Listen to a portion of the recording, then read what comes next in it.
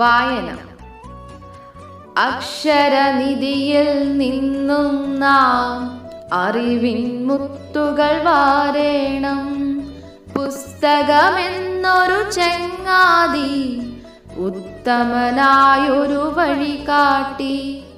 പുസ്തകമെന്നൊരു ചങ്ങാതി ഉത്തമനായൊരു വഴി കാട്ടി.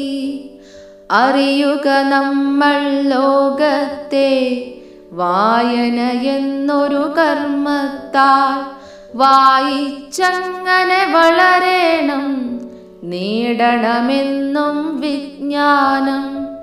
വായിച്ചങ്ങനെ വളരേണം, നേടണമെന്നും വിജ്ഞാനം. ജ്ഞാനത്തിൻ പ്രഭ വിതറേണം, അജ്ഞതയെന്നും വെടിയേണം. പുസ്തക വായനശീലത്താൽ അറിവിൻ ശോഭ പരക്കട്ടെ.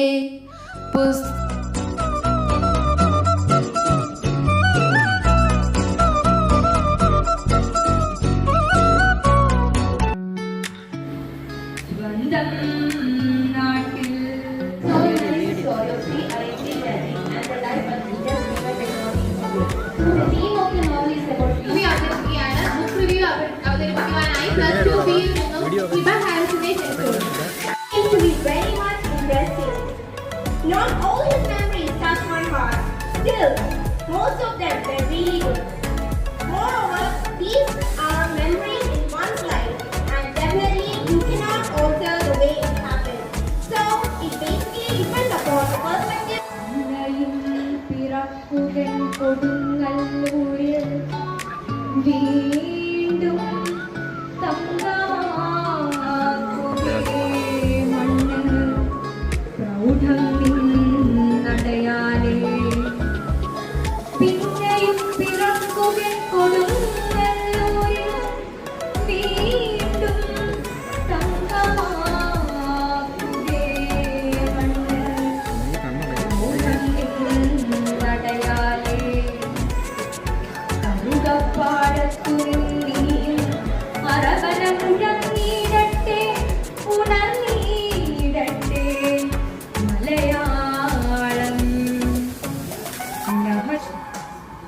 അന്നത്തെ തകഴി ഇന്നത്തെ തകഴിയല്ല.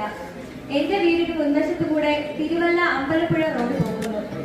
ഇത് ഒരു പ്രധാനപ്പെട്ട വഴി. കാലം കുറെ പോയി. ഒരു കണക്കിന് അങ്ങനെ കാലം മാറിപ്പോയത് നന്നായി. മനസ്സിൽ കിടന്ന് വിളയുകയായിരുന്നു. ഇപ്പോൾ തോന്നി കുറച്ചു കാലം കൂടി തള്ളി നീക്കിയിരുന്നെങ്കിൽ ഒന്നുകൂടി വിളയുമായിരുന്നു. ഇക്കാലം അത്രയും നാടാടി നടന്ന് ഞാൻ നാട്ടാരെ ഭീഷണിപ്പെടുത്തിയിരുന്നു. ചെമ്മീൻ എന്ന ഒരു നോവൽ എഴുതാൻ പോകുന്നുവെന്ന്. മത്സ്യത്തൊഴിലാളി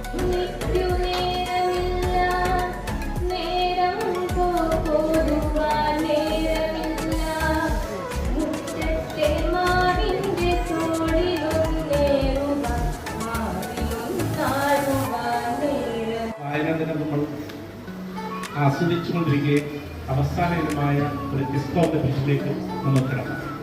ഓക്കെ, എല്ലാവരും സഹകരിക്കും എന്ന പ്രതീക്ഷ. റാൻഡമായിട്ടായിരിക്കും ചോദ്യം.